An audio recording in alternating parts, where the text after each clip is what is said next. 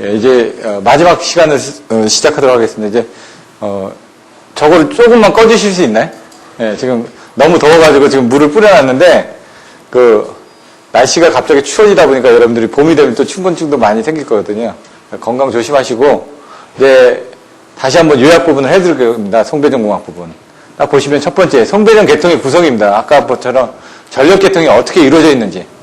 발전 설비, 수송 설비, 수용 설비, 운영 설비 해가지고 이걸 그림으로 그려주셔야지만 됩니다. 그 안에 있는 그림 봐주시고요. 송배전선로가 어떻게 구성되어 있는지. 그럼 발전기부터 해가지고 어떻게 변압기를 통해서 송전선로를 통해서 다시 변전소를 가가지고 345에서 154, 154에서 21900 변전소를 통해가지고 다시 이제 수용가 쪽으로 넘어가겠죠. 그런 과정들 보시면 되고요.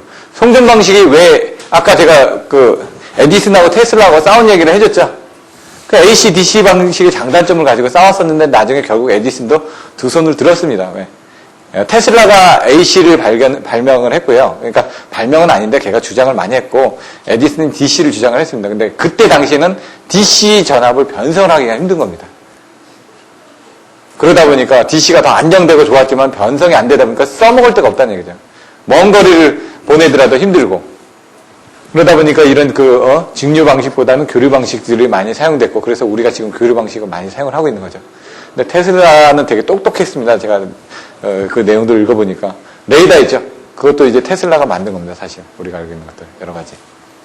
송전 전압, 송전 전압과 송전 전력과의 관계 무슨 관계가 있죠? 전압의 자성에 비례하죠. 그래서 여러분들이 154를 쓰지 않고 345를 쓰게 되면 송전 전력이 늘어납니다.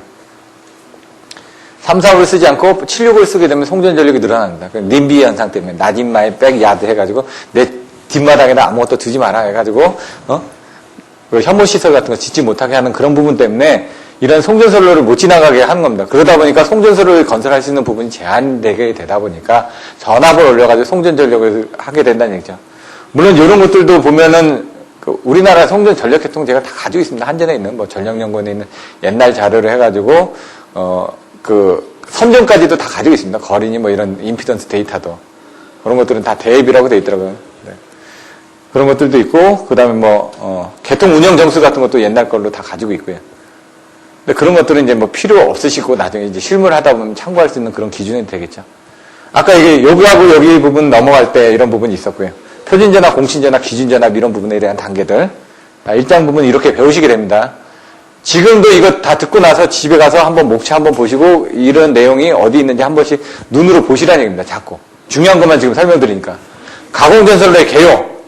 가공전선로가 뭐라고요? 케이블이 아닙니다.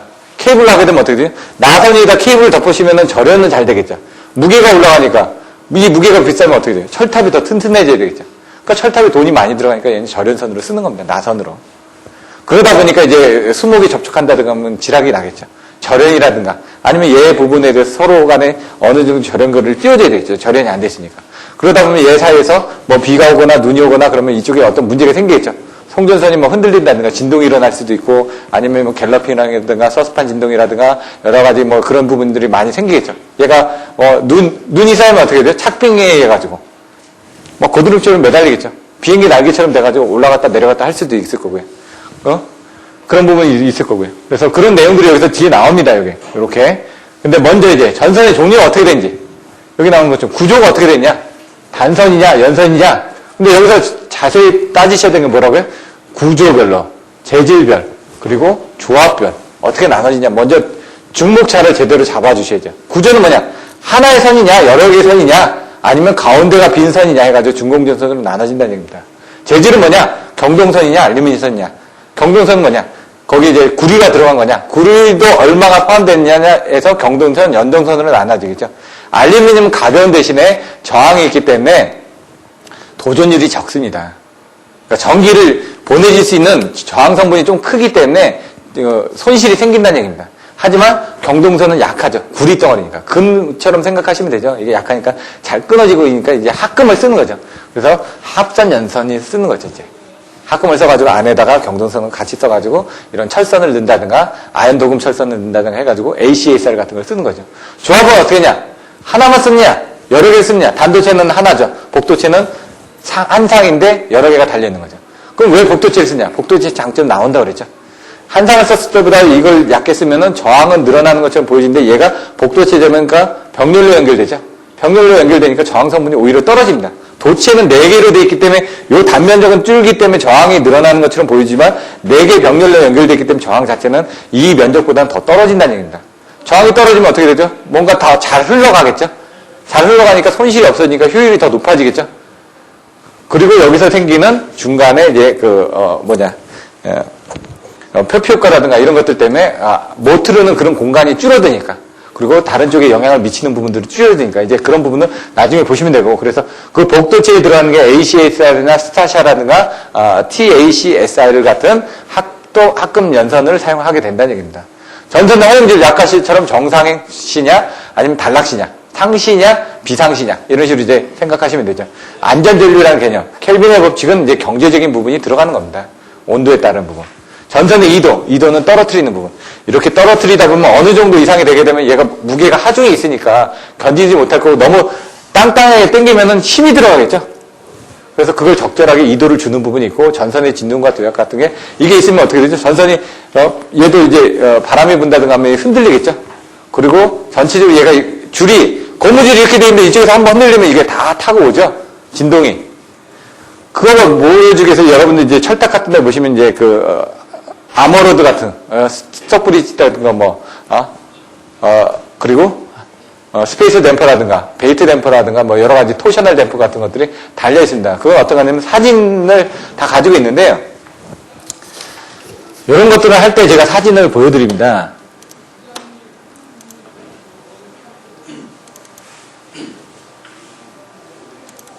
이런 식으로 장별로. 이런 식으로 철탑이 되어 있습니다. 라고 설명드리고요.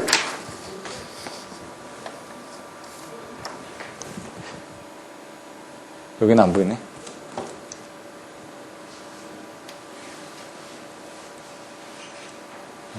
다른 것도 있으니까 나중에 다른 걸로 또 보여드리겠습니다. 이런 식으로 장별로 해가지고 사진들도 넣어놓고요. 지중송전설로 같은 것도 이렇게 넣고요. 제가 옛날에 전력구도, 3, 4호 전력구도 들어봤었거든요, 옛날에. 여기 동인리 화력발전소부터 해가지고 딱 나오니까 월드컵 경기장으로 나오더라고요. 그래서 딱 들어갔더니 한 45m 들어가더라고요. 한 10층이 좀 넘게 들어가죠. 그래서 이제 매널들이 어떻게 돼 있고 그런 것들도 다 봤었고, 그때는 이제 케이블 진단하러 들어갔었습니다, 옛날에. 여기 전력구 들어갔던 사진이 어디 있는데 제가 찾지를 못하겠습니다. 옛날에 찍어놓은 것들이 있어가지고. 그래서 다른 데서 그냥 인터넷에서 뒤져서 찾았던 거고, 3, 4호 같은 경우는 클리트 위에 이렇게 방어벽이 있고, 이건 1호사 정도로 보시면 되고, 22,900원 맨 위에 상단에 올라가게 됩니다. 그래서 그런 것들 자료를 보고 나중에 또 설명을 드리겠습니다. 지중성전설로, 선로정수다 그러면 선로정수에 관련된 만한 자료들 좀 넣었었고요. 송배전 계통의 구성이다 그러면은, 이게 이제 조가식 점포장치 그런 부분들 내용이 나오는 거고요. 여기 이제 해저 케이블 그때 이제 설명드렸던 거. 1장에 할 때 이런 부분을 설명드렸었습니다. 이렇게. 이런 구조들도 설명을 드렸었고요. 거기에 나올 만한 것들을 갖다가 지금 집어넣고 있습니다. 발전기 같은 경우는 이런 자료들하고 다른 또 사진들이 또 있습니다. 그런 것들을 보여드렸고요. 나중에 이런 것들은 뭔지 이제 또 다자하게 그 자리에 가서 설명드릴 거고, 오늘은 이제 전체적인 윤곽이 어떻게 되는지 좀 한번 더 요약을 해드릴 겁니다. 그래서 요거 쭉 한번 해드리고, 그 다음에 그 전체적인 또 그 다음 장 걸 또 해드릴 거고요. 그 다음에 전력계통 쪽 해가지고 진행을 하도록 하겠습니다. 영양대책, 미풍진동, 코로나진동, 서스판진동, 슬리트 점프, 갤러핑, 버드케이지. 이런 것들은 이제 나중에 용어가 나올 거니까, 이런 게 뭔지 여러분들이 한번 궁금해하고 계시고, 그 다음에 나중에 나왔을 때 뭔지 정확하게 이해를 하시면 됩니다. 송전솔로에 옵셋이 있습니다. 옵셋은 떨어뜨린다는 거예요. 오프. 뭔가 떨어뜨리는 거죠, 오프. 온은 뭔가 붙었을 때 온을 하는 거고. 그래서 세팅을 하는데 떨어뜨려서 세팅을 한다는 얘기입니다. 그냥 그렇게 이해를 하시면 됩니다. 그래서 가공솔로 같은 거 왜 떨어뜨리냐? 절연이 안 되는 게 붙으면 단락이 되겠죠? 그러니까 그걸 떨어뜨리는 거. 지중 같은 거 왜 떨어뜨리냐? 지중 그 맨홀에서의 이 곡률 반경을 제대로 주지 않으면 얘가 압력을 받아서 휘기 때문에, 스트레스를 받기 때문에, 그런 것들 때문에 옵셋을 주는 부분이 이런 식으로 맨홀 내에서 이렇게 설치를 하는 부분입니다. 옛날 맨홀 공사도 제가 다 했었으니까. 가공전솔로 애자, 구비 조건은 어떻게 되는지, 이런 것들. 이번에 애자 부분이 나왔었죠. 시험 문제가 25점짜리로. 네. 연륜율, 산납전압, 뭐 전압분포, 열화대체, 뭐 지지물, 철탑의 종류가 어떻게 되는지, 철차는 구조상, 뭐 성질상, 목적상 이렇게 또 분류를 하거든요. 그러니까 그런 키워드를 여러분들 분류를 하실 수가 있어야 된다는 얘기죠. 여기는 이거 하나지만 실질적으로 그거에 대해서 답변을 쓰기 위해서는 A형 철탑, 뭐 그다음 B형 철탑, C형 철탑, 뭐 방형 철탑, 뭐 여러 가지 철탑의 종류들이 있거든요. 그거를 쓰실 수 있는 것들을 하셔야 되는데 책에는 나와 있습니다. 근데 그게 답안지, 다른 사람의 답안지에서는 어떻게 정리됐는지 그런 것들을 한번 보시면 됩니다. 지중선로의 개요, 전기 방식이 뭐니, 개통 구성이 어떻게 되는지. 아까처럼 얘기처럼 지중전선로는 땅에다 묻습니다. 어떻게 묻느냐? 직매식. 바로 땅에다 묻느냐? 아니면 관로식. 관로에다 해가지고 묻느냐? 아니면 전력구식 해가지고 ELP 간에다 전력구를 해가지고 묻느냐? 아니면 관로를 묻느냐? 아니면 전력구를 해가지고 아예 통째로 아까 보셨던 전력구처럼 각각의 단계별로 해가지고 송전선로뿐만이 아니라 저희 뭐 케이블이라든가 뭐 여러 가지가 같이 돼 있는 그런 전력구식으로 만드냐? 그런 내용들이 나오는 거고요. 케이블의 종류가 이제 나오는 겁니다. 유침지. 예? 기름이 들어가 있다는 얘기죠. YA, EB, FHC 해가지고 90도, 105도, 120도, 130도, 150도, 180도인가요? 그렇게 해가지고 180도 이상 해가지고 절연별로 하는데 그게 바로 여러분들이 사용하는 절연 재질입니다. 그래서 변압기, 전동기 이런 거 보면 절연 조질이 B종이나 F종이나 이렇게 H종이나 그러죠. 걔가 견딜 수 있는 겁니다. 걔가 견디려면 어떻게 될까요? 뭔가 들어가야 되겠죠. 옷도 어떻게 되죠? 그냥 옷은 불에 타죠. 방염은 어떻게 되죠? 방염옷은 그 안에 뭐가 들어가서 불에 안 타게끔 만든 겁니다. 커튼 같은 것도 방염 커튼이 비싼 게 그 안에 재질이 틀려진다는 얘기죠. 얘도 기름이 있는 그 종이사에다가 뭔가를 이제 집어넣는데 뭘 집어넣느냐에 따라 절연이 틀려지는 겁니다. 근데 얘는 오일을 필드, 오일을 집어넣었다. 변압기도 오일 집어넣었죠. 그게 오일 변압기죠. 변압기 그냥 놔두면 몰드 변압기죠. 공기로 냉각하는 겁니다. 공기로 냉각하는 것보다는 오일이 들어가서 냉각하는 게 냉각 효과가 더 좋으니까 케이블도 마찬가지로 오일을 집어넣었다는 얘기죠. POF는 그걸 파이프에다 또 집어넣었다는 얘기죠. 나중에 이런 것들 온도가 중요한 게 뭐냐면 용량하고 관계가 되어 있습니다. 저항률에 관련해서 저항 손실이 0.24 I자선 RT거든요. 전류하고 시간에 비례해서 저항 성분이 늘어나기 때문에 손실률이 늘어나기 때문에 그래서 여러분들이 나중에 지중송전술의 용량 증대 방안 하면은 어떤 걸 써야 되냐? 케이블의 온도가 저감되는 케이블을 써주셔야 된다는 얘기죠. 새로운 전력 케이블을 써주셔야 된다는 얘기죠. 그 케이블이 뭐다? 키워드? 세 글자? 예? 예, 관극초. 관이 뭐죠? 예? 관로기준 케이블, 극저온 케이블, 초전도 케이블. 이런 식으로 외우시라고요. 가공송전술로의 성전용량 증대 방안은 어떻게 되냐? 지중송전술로의 성전용량 증대 방안은 어떻게 되냐? 같이 비교를 하시라고요. 자, 직류, 해저, 뭐, XLP의 용어가 어떻게 된다고요? 몇 번을 얘기했는데? 예. 예. 예. 크로스. 이 X가 크로스입니다. 크로스, 링크드, 폴리에틸렌, 비닐 시스트, 인슐레이션 케이블. 자꾸 반복을 하셔야 된다고요. 안 하면 안 나옵니다. 입에서 안 나오면 안 써집니다. 입에서 나오는 훈련을 하셔야 된다고요. 초전대 케이블 나왔다고 그랬죠. 시공방식, 직매식, 관로식, 전력구식. 이 개념을 가지고 있어야지만 나중에 답안지를 쓰신다고요. 그림을 그리고. 케이블의 각종 손실. 이거 그림을 그립니다, 이렇게. 케이블의 구조가 어떻게 되는지 알아야 됩니다. 그때는 이제 제가 집에도 케이블이 한 이만큼 있습니다. MC12도 있고, 콘덴서도 있고, 와이프 갖다 버리려 했는데, 구할 수 없으니까, 케이블 안에 보시면 도체가 있고, 그 다음에 내부 반도체층이 있고, 절연체가 있고, 외부 반도체층이 있고, 그 앞에 이제 그 연피 방식층이 있는데, 거기 부푸름 테이프가 있습니다. 부푸름 테이프도 가져가서 물로 붙여줍니다. 그럼 물로 묻으면은 거기 하얗게 일어나면서 부풀어 오릅니다. 그런 것도 한번 보시라고. 그래서 얘는 그림을 그려주셔야 됩니다. 이렇게.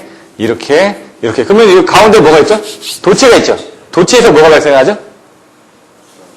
저항성. 그 다음에 뭐가 있죠? 유전체가 있죠.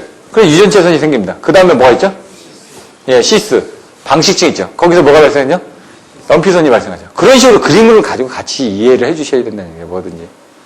금속 시스가 뭐라고요? 아까 밖에 있던 그 시스 부분이 왜냐면 케이블을 보호하기 위해서 그 고무 덩어리입니다. 얘는 크로스 링크드 폴리에틸렌이라고 했죠. 에틸렌이 뭐냐면요. 화학 분자식으로 하게 되면은 실제 석유를 이용해가지고 만든 겁니다. 저희가 보시면 CH2, CH4, 메탄이거든요. C2H4, 에틸렌 계열입니다. 그렇게. 그건 뭐냐? 탄소하고 수소 성분이 밖에 있는데 그게 뭐냐면 여러분들 락앤락 있죠? 그게 바로 그런 에틸렌 계열입니다. 그냥 플라스틱이라는 얘기입니다. 플라스틱. CV 케이블이 XLP입니다. 플라스틱인데 플라스틱은 어떻게 됩니까? 온도가 렌즈에다 넣고 돌리면 녹죠? 온도가 약하다는 얘기입니다. 쟤는 이제 90도가 상시 허용 전류입니다. 그래서 제가 옛날에 진단하러 다닐 때 보면은 이 케이블이 열받아가지고 저 녹은 것들도 많이 봤습니다. 제 기준은 이해가 안 되는데 그런 것들을 보다 보니까 이해가 되더라고요. 그거에 대한 온도를 늘리게 되면 얘 전선의 허용 전류가 늘어난다는 얘기죠. 그런 것들. 그래서 왜 사용하느냐? 그걸 사용함으로 인해서 중성선에 의해서 생기는 전압을 바깥에 방식의 전압이 유기가 되니까 그걸 접지를 어떻게 하느냐에 따라서 편단 접지, 양단 접지, 크로스번드 접지를 함으로 인해 가지고 유도되는 전압을 빠진다. 왜? 여기서 이걸 이해를 하시면 여러분들이 전기에 대한 기본 원리를 아셔야 됩니다. 전류가 흐르면 뭐가 생기죠? 암페어 오른손 법칙에 해가지고 자기장이 생기죠. 자기장이 생기는데 바깥에 케이블, 쇳덩어리가 있다는 얘기입니다. 쇳덩어리가 있으면 거기가 어떻게 또 유도가 됩니다. 그게 뭐냐? 여러분들이 알고 계시는 변압기입니다. 전자유도 현상에 대해서. 여기 뭐가 있죠? 철심 있죠? 그리고 코일이 감겨져 있고요. 전류가 흐르면 전류 흐름을 의해 가지고 뭐가 생긴다고요? 자석이 발생되죠. 자석에서 이 철심을 지나가지고 여기에 뭐가 생기죠? 전자유도 현상에 의해 가지고 이 자석의 흐름의 방향을 방해하는 쪽으로 다시 전압이 유기가 되죠. 그게 E는 마이너스 LDT분의 D하 해가지고 역기전력이 생긴다는 얘기입니다. 역기전력이 생기기 때문에 다시 전류가 생긴다는 얘기죠. 그럼 뭐냐? 뭔가 하나 흐르게 되면 그 옆에 뭔가 쇳덩어리가 있으면 거기도 뭔가 흐르는구나 라는 걸 응용한 게 변압기입니다. 그러니까 뭐냐? 도치가 있고 외부에 케이블이 있으니까 거기도 흐를 거 아닙니까? 그 흐르는 걸 바깥으로 빼줘야죠. 근데 한쪽에만 해주면은 여기 접지되어 있으니까 여기는 영전이고 여기는 접지가 올라가니까 이렇게 올라가겠죠. 근데 거리가 길어지면 이게 너무 길어지니까 그런 데는 양단 접지를 하는 겁니다. 왜? 전압을 안 올리려고. 근데 양단 접지를 하면 어떻게 되죠? 이쪽에 접지 잡혀 있고 이쪽에 접지가 있으니까 순환 전류가 흐릅니다. 전위 차이에서. 그래서 케이블 거리가 긴 경우에는 이제 크로스 본드 접지를 해가지고 상쇄되는 전압을 낮춰주면서 흐르는 전류도 상으로 인해 가지고 줄여주려고 하는 거죠. 그 다음에 거기에 있는 접지 방식이 EBA, EBG 나옵니다. 그게 뭐냐? 엔드박스 에어. 종단을 절연을 하는데 기중으로 절연하느냐. 엔드박스 가스, EBG. 엔드박스 오일, EBO. 이렇게 나옵니다. 또 GIS 제가 다 접속을 해봤으니까 GIS도 다 종단 접속할 때 들어가서 보고요. 케이블도 접속할 때 들어가서 펜슬링 하는 것부터 해가지고 다 해봤습니다. 옆에서. 사진도 찍고 걔네들 기미 자료라고 해서 다 빼돌려서 봤는데 별거 없습니다. 펜슬링을 몇 미리 두께를 해야 되고 압축 단자를 뭘 써야 되고 이런 건 나왔는데 그거는 이제 제조하는 여기 이제 케이블 제조사도 있으시지만 그런 것들은 이제 설계치고요. 그런 것들을 했었던 거고 그다음에 이제 종단 접속 아니면 직선 접속, 직선을 접속하는데 유지 접속이라는 거는 같이 접속이 되는 거고 아니면 거기가 끊겨져 있는 스탑 접속이 있고요. 준유지 접속도 있고 여러 가지 용어들이 많이 나옵니다. 케이블 커버 프로텍팅 유닛 해가지고 케이블 커버 쪽에 어떤 이상 전압이 들어왔을 때 그걸 방전을 시키기 위한 피레기를 달아두기도 하고요. 그런 내용들이 이제 나중에 나옵니다. 이런 정도의 흐름만 알고 계시면 된다는 얘기입니다. 나중에 여러분들 그 안에 들어가서 상세적으로 공부를 하시면 되는 거고요. 일단은 이것이 무엇에 쓰는 물건이고 이렇게 알고 계시면 되죠. 듣기는 들었는데 그러면 이제 물어보시면 된다는 얘기예요. 케이블 열화 원인 대책. 이건 어떻게 외우라고했죠? 키워드만. 전기, 열화생. 아니면 열화생 전기. 이렇게 외우셔도 되고. 그건 여러분들 외우시기 나름이라는 얘기죠. 사선 상태, 활선 상태. 죽이고 하는 게 가장 좋죠. 네. 왜? 여러분들, 수면 내시경 하는 게 좋나요? 아니면 그냥 하는 게 좋나요? 수면 내시경이 편하죠. 그렇게 외우시면 된다고요. 자, 고장점 탐지방 아까처럼 위장 조영술도 있고 아니면 넣어서 내시경을 하는 방법도 있고 여러 가지가 있습니다. 근데 요즘은 캡슐 넣어가지고 이렇게 한 번 하면 편합니다. 근데 돈이 많이 들어서 그렇지. 얘도 마찬가지가 있습니다. 머펄하다. 뭐라고요? 머펄하다. 옛날 도사가 있었는데 머털 도사가 있었다 이런 식으로 해가지고 머펄하다를 배웠습니다.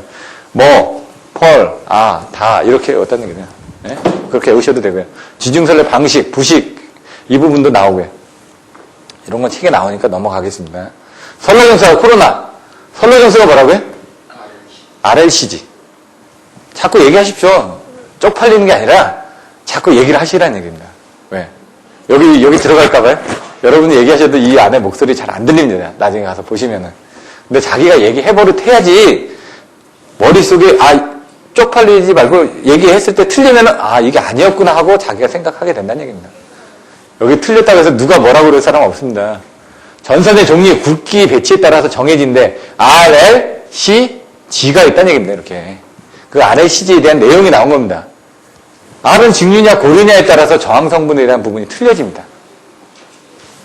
RAC, RDC 해가지고 이제 나옵니다. 인덕턴스는 얘는 주파수하고 관계가 됐기 때문에 XL은 어떻게 되죠? 2파의 F에 되죠. 주파수 F에 관계되어 있기 때문에 DC는 주파수가 있나요? 없죠. AC는 교분하기 때문에 주파수가 있습니다. 그러면은 예를 들어 60Hz하고 50Hz 썼을 때 어떤 문제가 있을까요? 변압기가 있는데 50Hz 변압기에다가 60Hz 증가했습니다. 어떤 문제가 생길까요? 그렇죠. 왜냐면 얘는 50개만 받으면은 자기 일을 할 수 있는 애인데 60개를 줬습니다. 50번 때리면 일하는데 60대를 때렸습니다. 그러면 열받겠죠? 50번만 때려도 이렇게 마차가 가는데 60번 때리면 가긴 가는데 열받아서 간다는 얘기죠. 거꾸로 60Hz 변압기에 50회를 주면 뭔가 부족하니까 힘이 딸리니까 문제가 된다는 얘기입니다. 그런 식으로 여러분들 이해를 하시면 됩니다. 그걸 변압기, 전동기, 발전기 쪽에 응용을 하시면 된다는 얘기입니다. 하나만 알면 다 연결이 됩니다. 그런 것들도 이제 나중에 문제가 되셨을 때 소음도 문제가 됩니다. 왜? 주파수가 많으면 거기 자석이 많이 생기니까 거기에 따라서 소음도 커지겠죠. 이제 물론 이제 철심에 대한 원리도 이해를 하셔야 되고요. 자, 이런 것들은 이제 나중에 보시면 되고요. 일단 빨리 넘어가겠습니다. 선로정수가 어떻게 되냐? 저항, 표피효과, 근접효과, 인덕턴스, 가공전선의 3분의 1이다. 이건 뭐냐? 아까 가공성전선의 이게 뭐죠? 선로정수죠. 앞에 2장에서 뭘 배우셨죠? 가공성전선을 배우죠. 3장에서 뭘 배우셨죠? 지중성전선을 배우셨죠. 여기는 뭘 배우죠? 선로정수를 배우죠. 선로정수가 가공성전선하고 지중성전선하고 틀릴 거 아닙니까? 그걸 비교하는 겁니다. 이제 여기서는. 그래서 전력 케이블의 송전선로는 가공성전선로, 이 복도체 송전선로라는 건 뭐죠? 이건 가공선입니다. 전력 케이블이라는 건 뭐라고요? 지중 케이블입니다. 얘하고 가공하고 지중 케이블하고 얼마나 차이가 나는지를 설명하는 겁니다. 그래서 인덕턴스는 뭐라고요? 가공선의 3분의 1로 줄어든다. 왜 그럴까요? 그냥 쉽게 생각하면. 가공선은 한 상을 따로따로 합니다. 절연이 안 돼 있으니까 안 뭉쳐져 있죠? 지중선은 어떻게 될까요? 절연이 돼 있으니까 R상, S상, T상에 다 붙어 있습니다. 이렇게. 예? 삼신 케이블을 쓴다는 얘기죠. 그러니까 이렇게 떨어져 있는 게 이렇게 뭉쳐져 있으니까 걔가 이제 거리가 가까워질 거 아닙니까? 세 개가 뭉쳐 있으니까 3분의 1로 줄어든다라고 이렇게 애우셔도 된다는 얘기입니다. 그러니까 무식하게 애우는 방법인데 그냥 모를 때는. 근데 뭉쳐 있으니까 또 서로 싸우겠죠. 그래서 정전 용량은 30배나 더 크다 이거죠. 그렇게 3이라는 숫자가 들어간다. Y 델타 3분의 1 들어가죠. 예? 그거 생각하시면 됩니다. 우리가 옛날에 수학 공부하다 보면 마이너스 1, 0, 루트 2 이렇게 넣으면 다 답이 맞습니다. 여기서도 여러분 루트 2, 루트 3, 1.14, 0.707 다 루트 2 가지고 나오는 거거든요. 그거 가지고 넣으면 답이 나옵니다. 1.3, 요 정도로. 1.13, 1.2 이렇게 해가지고 몇 개 수치 넣으면 다 나옵니다. 대지하 31갈, 대지하 2선을 접지한 거, 나머지 한 선간에. 이런 것들은 이제 그림을 가지고 같이 외워주시면 됩니다. 그래서 하나, 둘, 세 개 중에 세 개가 이렇게 접지됐을 때는 어떻게 된다? 세 개가 있는데 여기를 접지를 해놓고 한 선이 들어갔을 때 3분의 1로 오는 거, 두 선이 들어갔을 때 오는 거, 세 선이 들어갔을 때 오는 거, 이런 식으로 해가지고 내용도 나와 있었고요. 그런 것들도 있었습니다. 그런 문제들도 있으니까 보시면 되고, 그거에 대해서 CN, CS 이렇게 계산하는 방법들. 그런 거 25점짜리로 문제 나옵니다. 지금은 무슨 소리인지 모르겠는데, 나중에 책을 보면, 이거 그 옛던 용어가 나오는구나. 오늘은 이제 맛보기니까, 전체적인 윤곽 부분이니까, 이렇게 설명을 드리는 거고요. 임피던스. 이제 여러분들이 이제 보시면, 임피던스는 R과 X의 합입니다. Z는 R 플러스 JX인데, 여기서 나오는 임피던스의 개념은 그런 개념이 아니라, 원래 여기서 나오는 개념은, 얘는 송전계통의 임피던스거든요. 그러니까 전압강하고 관련된 임피던스가 변압기 임피던스는 또 틀려집니다. 변압기 임피던스는 2차 측을 단락하고 2차 측의 전격 전류가 흐를 때 전격 전압과 실제 인가 전압과의 비율입니다. 그래서 여러분들이 아셔야 되는 게 뭐냐면 임피던스라는 건 임피던스 전압 강합니다. 케이블에 임피던스가 있으면 임피던스에서 저항 성분이 있으니까 뭔가 손실이 생기면서 전압 강화가 생기겠죠. 그걸 얘기하는 겁니다. 그래서 얘 같은 거 어떻게 하냐. 이렇게 해놓고 Z를 해놓습니다. 전체 Z분에 여기 전체 Z죠. 거기에 전류가 I가 흐르죠. 그럼 여기 전체 전압이 걸리죠. 근데 여기는 또 요 저항 성분만큼 또 저항이 또 걸리겠죠. 그럼 전체 전압분에 여기 전압이 걸리는 만큼이 전압 강화가 생기는 거죠. 그거 비율입니다. 그래서 여러분들이 나중에 뭔가 외우실 때는 수용률, 부등률, 부하율 이런 거 보실 때 율자가 들어가죠. 곱하기 100을 쓰시면 됩니다. 뒤에가. 그러면은 부하율 같은 거 어디냐? 최대분의 평균. 최대분의 평균. 뭐냐? 최대가 뭐죠? 전체분의 요거. 이렇게 보시면 된다는 얘기입니다. 그래서 밑에는 전체가 들어가고 위에는 조그만 게 들어가는 거에다 곱하기를 해야지 숫자가 작아질 거 아닙니까? 나머지 부하율 이런 것들 다 작습니다. 1보다. 부하율이 100% 넘어가는 거 보셨나요? 못 보셨죠? 부등률은 1보다 큽니다. 그것만 알고 계시면 됩니다. 부등률은 곱하기 100이 안 들어간다. 그리고 걔는 무조건 1보다 크다. 이런 정도만 알고 계시면 된다는 얘기죠. 여기는 그런 내용들입니다. 그래서 이 임피던스가 나중에 다른 거하고 다 같이 보셔야지만 됩니다. 그래서 문제에서 임피던스 전압 강화에 대해서 쓰시오. 그러면 요 송정계통의 임피던스 전압 강화에 대해서 쓰시는 거고요. 변압기의 임피던스 전압 강화에 대해서 쓰시면은 변압기 임피던스 부분을 그렇게 쓰셔도 되는데 엄밀하게 따지면 변압기 임피던스가 1차 측을 바라보나 2차 측을 바라보나 다 똑같다라는 걸 증명하는 그런 문제들이 나옵니다. 코로나 뭐죠? 코로나의 정의가 뭐죠? 예. 예. 공기 중에 절연이 파괴되어 엷은 빛이나 소리를 내면서 방전하는 현상. 이런 식으로 이제 딱 나와야 된다는 얘기예요. 그러면은 파일극한 전이경도가 뭐죠? 수식이. 나중에 한번 보시면 됩니다. 안 나오면은. 여러분 숙제입니다. 인계전압이 뭔지, 코로나 장애가 뭔지, 방지 대책이 뭔지. 코로나 장애가 뭐였지? 키워드 6글자? 땅땅땅땅땅땅. 이번에 결혼하네. 이름 생각하시라고 그랬죠. 이번에 음식점 저기하고 결혼한 애 있지 않습니까? 탤런트. 이름 생각 안 나시나요? 소유진 생각 안 나세요? 예? 소선부 소유진. 이렇게 외우시라고요, 이거. 연예인 나오요. 소음, 손실, 부식. 그 다음에, 이게 뭐지?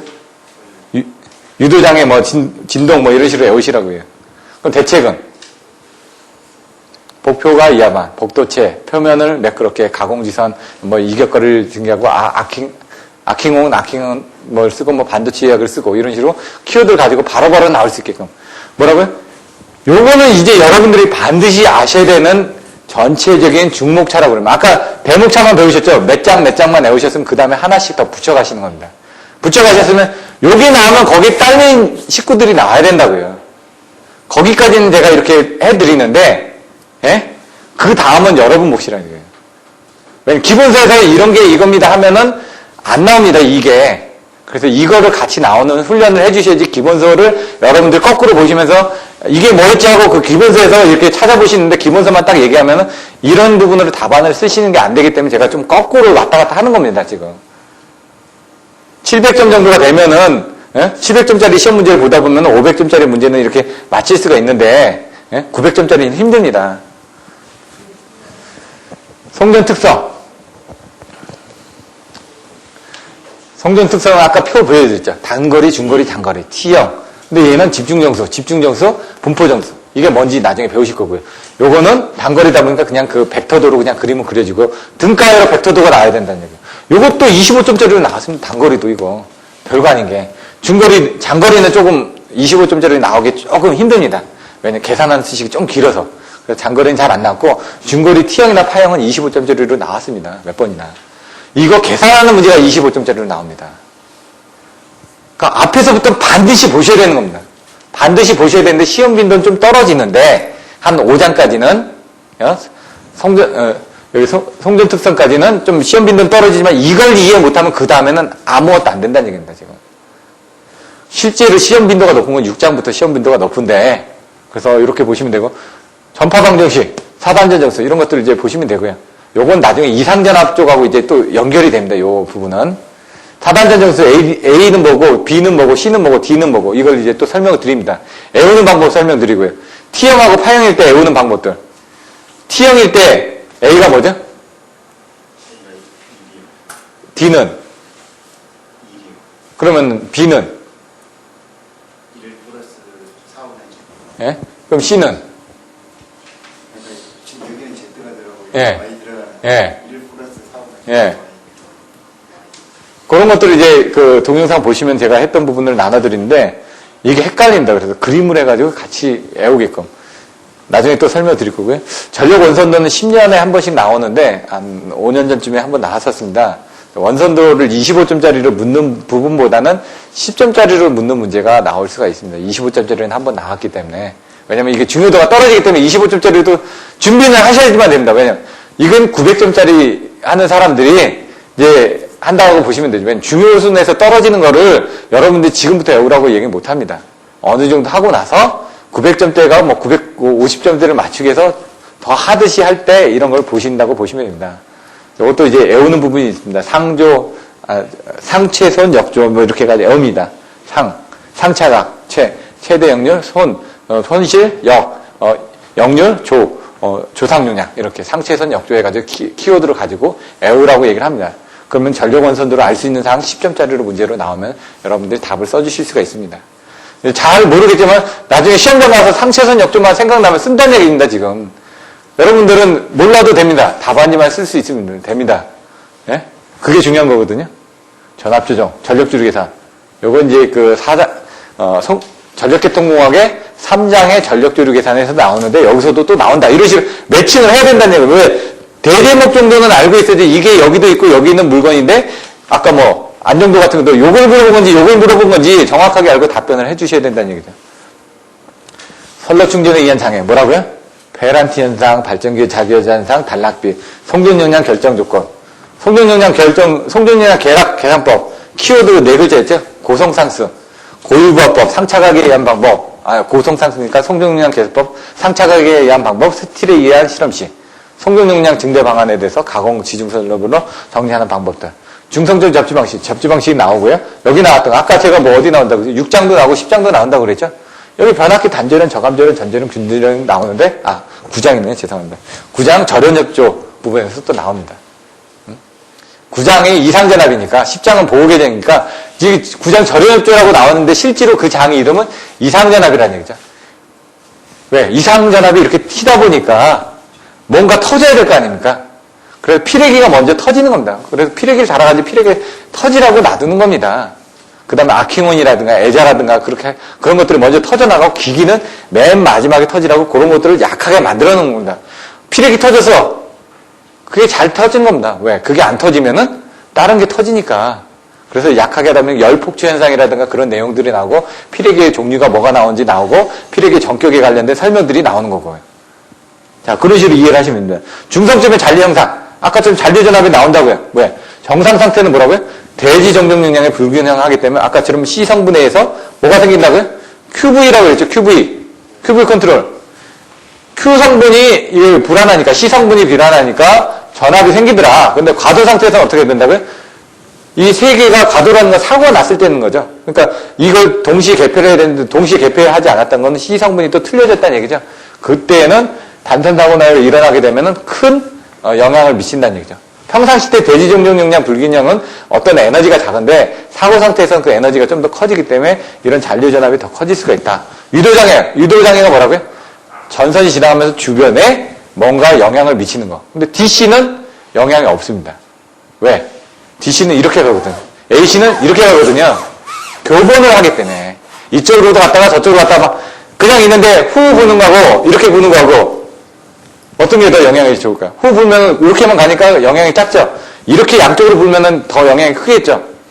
그래서 여러분들이 쓰고 계시는 지하철에 여러분 5, 6, 7, 8호선, 2호선 이런데 지하에 들어가서 보시면은 걔는 DC 방식을 사용합니다. 왜? AC가 들어가면 안 되냐면 AC가 흘러가면서 주변에 자기장이 생기니까 다른 데 영향을 미칩니다. 그러니까 거기는 DC로만 쓰는 겁니다. 근데 그 부분 DC하고 AC는 호환이 되나요? 아답터를 써야 되죠. 그래서 여러분들 서울역은 지하죠. 서울역에서 용산 나올 때 어떻게 되죠? 전등 깜빡이면서 꺼집니다. 그 전등차는 안에 직류전등기하고 교류전등기를 같이 가지고 있다가 안에서는 직류를 쓰다가 이렇게 언덕 나오면서 교류를 끕니다. 교류를 끄고 나서 그냥 달리는 거죠. 자체 배터리로 달리다가 전등 하나만 들어옵니다. 들어오다가 달리다가 어느 정도를 지나가게 되면 그때부터는 교류를 해가지고 발전기를 돌려가지고 합니다. 뭐 회생지정을 한다든가 하는 부분도 있고요. 거기는 이제 바깥에는 25,000V가 흐릅니다. 안에는 1500V. 1500볼트인데 이제 700볼트 인가돼가지고 이렇게 흐르게끔 그렇게 되어 있습니다. 근데 이제 안에 보시면은, 저 유심히 살펴보시는지 모르겠지만은, 전동기 이제 그 캐터필러 그 위에 보시면 이렇게 선들 이렇게 다는 데 혹시 보셨나요? 그것도 알바 티바라고 되어 있습니다. 실질적으로 보면 알 형태로 이렇게 되어 있습니다. 알 형태로 거기에 여러분 보시는 게 알바 티바라고 해가지고 그 안에 이렇게 전선이 들어가 있는 부분이 그 달아진 부분이 그렇게 되게 되어 있습니다. 그런 것들도 옛날에 진단하러 다녀가지고 제가 뭐 영화 보면은 뭐 이렇게 그 가운데 이렇게 철도 지나가면 이렇게 자세히 보시면 역 군내 같은데 기둥들이 있는데 옆에 뭐 손잡이 스위치 있죠. 그건 뭐냐, 양쪽으로 교본할 때는 압력이 세지니까 이렇게 잡고 가라고 돼 있는 겁니다. 실제로 보시면은 이제 저도 터널 같은데 많이 들어다녀 봤는데 터널 다니면은 저쪽에서 오는 게 안 보입니다. 순식간에 옵니다. 진짜 철도가. 그래서 저희가 달릴 때는 어떻게 하냐면 항상 철도를 바라보면서 갑니다. 왜? 철도를 뒤를 놓고 가면은 순식간에 와버리기 때문에. 그래서 철도를 보고 가다가 보면은 반대쪽 보고 반대쪽으로 건너가든가 아니면은 가운데 가서 잡거나 아니면 벽 쪽으로 들어가거나 그런 식으로. 그렇게 하셔야지만 됩니다. 또 나중에 여기까지 했고, 유도장애 이런 부분, 뭐 전자유도장애, 상호 인덕턴스 때문에 뭐 지락고장 시 문제가 된다. 이런 부분. 요거는 정전용량은 평상시 때가 문제가 됩니다. 왜? 시성분의 불균형에 의해서 하는 부분이기 때문에. 이 전자유도 부분 아까처럼 상호 인덕턴스기 때문에 사고 시 지락 전류가 흐르면 큰 전류가 흐르죠. 큰 전류가 흐르다 보니까 에너지가 전파가 되다 보니까, 그래서 여러분들이 알고 계신 사대문 안에는 여러분들 우리가 지금 다중접지 방식을 쓰기 때문에 22,900 전압을 쓰죠. 유효접지로 만들기 위해서. 사대문 안에는 22kV를 씁니다. 왜? 비접지로. 지락사고 나면 직접 접지기 때문에 지락전류가 많이 흐르기 때문에 다른 쪽에 영향을 미치니까 그 사대문 안에는 22kV를 쓰는 겁니다. 근데 지금은 조금씩 바뀌어져서 남아있는 구간이 22kV가 그렇게 많지는 않습니다. 옛날에 제가 그 사대문 안에도 이렇게 그 진단하러 이렇게 들어가 봤더니 여기는 왜 22kV가 있지? 하고 이제 보다 보니까 이래서 이랬구나. 이런 부분을 이제 이런 이론들을 알고 있으니까 얘는 그래서 그랬구나. 그런 식으로 이제 이해를 하는데 그게 맞는지는 모르겠습니다. 근데 제 논리로는 맞으니까. 예? 여러분들 이제 어떻게 보면 아까 제가 얘기한 것처럼 피라미드 집단에 와가지고 지금 저한테 그 강의를 받으시다 보면 그냥 그런 식으로 느껴지시게 됩니다. 자, 이러다 보니까 이제 차폐선을 설치하는 겁니다. 왜? 여기 하나 흐르고 여기 하나 흐르는데 그럼 여기서 이쪽에 영향을 미칠 거 아닙니까? 여기다 뭘 하나 흐르면은 얘가 여기다 영향을 미치겠죠. 그럼 여기는 에너지가 많이 있습니다. 얘가 이쪽에다 영향을 미치게 되면 얘가 얘한테 10의 에너지를 미쳤다. 여기서 차폐선에 영향을 미치면 얘가 얘한테 한 9 정도의 에너지를 주겠죠. 얘한테는 한 1 정도 에너지를 줄 테고, 그럼 이 9의 에너지가 여기서 이쪽으로 갔던 부분 이쪽으로 가면서 한 0.9 정도의 또 에너지를 줄 거 아닙니까? 그럼 여기 남아있는 건 한 0.1 정도의 에너지밖에 없겠죠. 그걸 얘기하는 겁니다, 지금. 그래서 차폐선을 전력선에 가깝게 해서 설치할수록 영향이 적다. 그래서 여러분들이 전력선에 위에 보시면 가공지선 있죠. 그게 차폐선 역할을 하는 겁니다. 왜? 전부터 밑에 보시면 다 통신선 가 있지 않습니까? 지금 다. 배전만 선로 쪽에서. 근데 이제 송전선 같은 경우는 에너지가 크고 이런 배전선로 같은 경우는 에너지가 작기 때문에 그런 영향이 작은 거고요. 저압 같은 경우 여러분들이 만지지 않는 이상 감전 안 되죠. 고압 같은 경우는 어느 정도 일격거리 안에 들어가게 되면은 여러분들이 감전이 됩니다. 이런 부분, 차폐선, OPGW, 이제 광 케이블을 이용을 해가지고 전력 케이블을 깔더라도 가공지선 안에 여러 가지 기능을 넣어서 사용을 하신다는 그런 내용들입니다. 고장 계산, 3단 단락. 단락하고 지락이 있고, 대칭자표법이 있고, 발전기의 기본식이 있고, 뭐, 단락전력 증대원인가, 경감대체, 뭐, 이렇게 나오는데, 요거 5개밖에 안 됐는데요. 이거 제가 보기에는 한 3일 해야 된다는 얘기죠. 되게 어렵습니다. 기본적인 부분까지 하려면 3일 정도는, 하셔야 되는데, 보통 한 2주 정도만 합니다. 3주 정도 하는 게 아니라. 그래서 보니까, 왜? 저쪽에 가면 또 나옵니다. 개통공학에 하면 또 나온다는 얘기죠. 그래서, 요 6장부터 이 중요한 부분이라고 얘기하는 거는 개통공학에서도 또 나오니까, 그래서 그쪽 가서는 또 설명을 안 할 수도 있습니다. 이제, 단락이 뭐고 지락이 뭐냐? 땅지자에 떨어질 락입니다. 땅에 떨어지는 겁니다. 단락은 서로 끊을 땅, 끊어져면서 붙으면서 땅에 붙었다 이거죠. 서로 다 달라붙었다. 그래서 어떻게 했냐면 단락은 술 먹은 사람 2사람이 치고 받는 거고, 지락은 술 먹은 사람이 다른 사람하고 싸우지 않고 넘어지는 겁니다. 땅에 넘어지는 거니까. 예를 들어 비접지 같은 건 어떻게 했냐? 침대에 가서 넘어지면 어떻게 해요? 충격이 적죠? 그런 게 비접지다. 땅바닥에 여기서 넘어졌습니다. 좀 충격이 가겠죠? 하지만 이제 밑에 아무것도 없으니까 괜찮다는 얘기죠. 그게 이제 저항 접지. 여기 내려가다 계단에서 넘어졌습니다. 그러면 이제 지락이 되겠죠. 잘못하면 목이 부러져가지고 죽을 수도 있죠. 여기서 넘어졌는데 죽었다?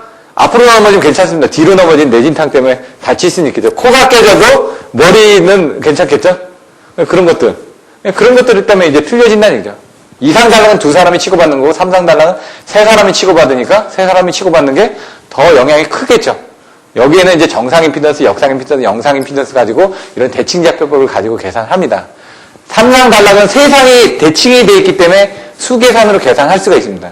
2선 달락, 2선 지락, 1선 지락 이런 것들은 선간 단선 이런 것들은 한 상이 뭔가 됐기 때문에 3개 중에 한 상이 뭔가 됐기 때문에 언밸런스가 됐다는 얘기죠. 그래서 그건 대칭분이 아니기 때문에 비대칭으로 계산을 해야 된다는 얘기죠. 그래서 이 대칭좌표법이 그런 불평형적인 계산을 대칭분으로 계산을 못하는 걸 비대칭 성분을 이런 식으로 정상, 역상, 영상 성분으로 나눠가지고 계산한 다음에 다시 원하는 식으로 이제 계산하는 방법이 이제 대칭좌표법이라고 얘기를 합니다. 그래서 요거는 이제 수식으로 계산해야 되다 보니까 복잡하죠. 그래서 뭐 V1, V2, V3는 여기 V0 아니죠. VA죠. VA인데 앞에 A라는 저 개수가 붙죠. A나 A 자석이 붙죠. 그래서 그거를 외우는 방법들도 이제 나중에 설명을 드립니다. 그래서 그걸 이제 외우는 방법들, 대칭분 회로를 가지고 계산하는 거. 이것도 25점짜리로 최근에 한 10년 안에 한 3번 나왔습니다. 한 3년꼴로 한 번 나왔었습니다. 고장진류 계산이 비대칭에서나 이거 IC 고장진류 계산도 뭐 작년에 나왔었고요. 이것도 한 2, 3년마다 한 번씩 나옵니다. 이런 쪽으로. 고장진류 계산 목적. 계산하는 거 발전기를 2대 연결해가지고 하는 부분들도 나옵니다. 고장 계산 반드시 나옵니다. 이 중에 하나는. 근데 이번에 나왔나요? 예? 안 나왔죠? 예. 거기에서만 이제 보호계쟁기하고 집중적으로 해서 나왔지 이 부분만 안 나왔습니다. 그래서 요거는 8월 달에 나올 수가 있습니다. 이런 거 보시면 되고. 안정도 부분까지만 하고 끝내도록 하겠습니다. 안정도 뭐냐? 아까 위상각 안정도하고 전압 안정도로 나눠진다. 먼저 이걸 정의를 하셔야 된다는 얘기죠. 정택, 동택, 과도 이렇게 나눠진다. 키워드. 그 다음에 고장시 등가회로 부분의 가혹 조건이 1선 지락 성간단서 2선 3선이다. 이것 배우는 거는 1, 2, 3입니다. 지락 나왔으면 그 다음에 달락 나오고 그 다음에 지락 나오고 달락 나오면 된다. 이렇게 외우시면 된다는 얘기예요. 지단 축구선수 있지 않습니까?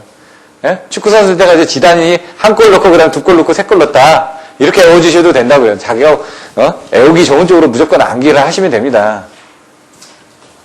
회전체 운전 방정시, 과도시 일기 무한대보선, 과도시, 정태시 이렇게 여기서 이제 동기화력이라든가 그런 내용들이 또 나오는 거고요. 등면제법은 뭐라고요? 일기계통, 다기계통은 단단법. 단단법도 저번에 나왔죠? 25점짜리로. 근데 사실 등면제법하고 단단법을 비교하는 25점짜리 문제는 많이 나왔는데 단단법만 25점짜리를 묻는 문제는 옛날에 한번 나오고 이번이 2번째인가로 제가 기억이 나는데 그만큼 이제 좀 안 내는 문제를 냈다는 얘기죠. 이게 있는데. 왜? 사람들이 그러니까 요거를 25점짜리를 했었는데 이게 25점짜리로 나오니까 채우다가 한계가 있는 거죠. 그걸 얼마나 잘 썼느냐에 따라서 틀려진다는 얘기입니다. 안정도 향상 대책. 이거는 모범 답안 외워서 쓰시면 20점은 나옵니다. 그 왜냐면 제가 옛날에 한교시 때 80점이 넘은 적이 있는데 그때 모범 답안대로만 쓰니까 80점대가 나오더라고요. 그건 뭐냐. 한교시 때 다 각각 20점 이상을 줘야지만 80점대가 나오니까. 그래서 그때 느낀 거는 역시 모범 답안을 써야지만 점수를 받는구나. 제가 아무리 실무를 하면서 아는 부분을 썼다고 하더라도 점수가 안 나옵니다. 40점밖에 안 나오더라고요. 제가 아는 부분 썼는데 2문제나. 그럼 저는 거기서 최소한 20점씩은 맞았을 거라고 생각을 했는데 결론은 뭐냐? 10점도 안 나왔다는 얘기죠. 뭐 10점 이런 정도로 받았겠죠. 그러니까 40점대가 나오니까. 자, 요거는 리전 읽기로 외웠습니다. 리액턴스, 전압 변동, 입출력의 변동, 그 다음에 리전 읽기, 기타 해가지고. 예? 그리고 단단복 짓기, 예? 승속중, 소개보고 FH. 나중에 설명을 드리면은 그 키워드가 뭔지 이제 이해를 하실 겁니다. 이제 여러 번 들으셨던 분들은 그게 뭔지 이제 이해를 합니다. 안정도 판별법. 여러 가지가 있습니다. 이건 사실 자동제어적으로 판별하는 방법도 있고요. 차동기 공식이 나오죠, 이번처럼. 중요한 부분. 제표로 방식. 제표가 단상제표로, 삼상제표로, 단상 플러스 삼상제표로, 다상제표로 이렇게 4가지 종류가 있다. 들으면 알 것 같은데 나중에 쓴다 그러면 생각이 안 난다는 얘기죠. 제표로 방식은 4가지겠다. 단상제표로, 삼상제표로, 단상 플러스 삼상제표로, 다상제표로. 어렵지가 않습니다. 근데 여러분이 계속 답안지를 보지 않고 서버로 해야지만 그게 나온다는 얘기입니다. 오늘은 1시간 넘었습니다. 그래서 오늘 요 정도까지 하고 다음 주에 이제 9장부터 해가지고 나머지 설명드리고 그 다음에 이제 전체적인 거 아까 세부적으로 요약해 놓은 거 설명드릴 겁니다. 그래서 그거는 오늘 여기 이메일 주소 써주신 분들 해가지고 제가 다 보내드릴 테니까 보시고 다음 주에 또 오시는 분들은 참조를 하시면 될 것 같습니다. 오늘 수업은 이만 마치도록 하겠습니다. 감사합니다.